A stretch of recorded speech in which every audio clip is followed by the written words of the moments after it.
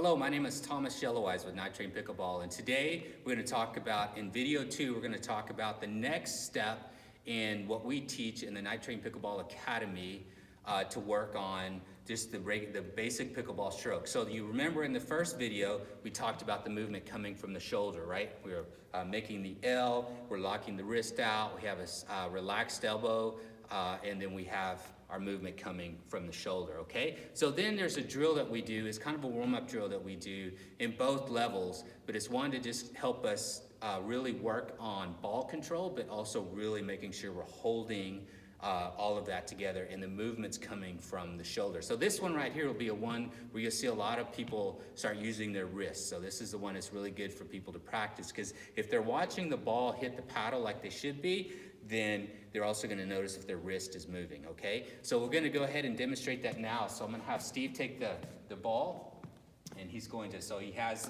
his L on his hand here, so he's got the L here, right? A relaxed elbow, and he's going to lay it over, and he's going to do what we call the forehand ball drill, okay? So Steve, go ahead.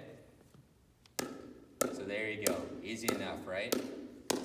So the ball's getting closer to him. So why did that happen? Well, if you'll notice that as he was doing it, his paddle actually started coming up this way and the ball started coming back to him. So that's a really good demonstration of just one of the few things that might happen, right? So what happens is then we can make small adjustments to correct that. So now what we do is we're going to go to backhand, right? So again, just holding it in an L position, he's going to work on the backhand.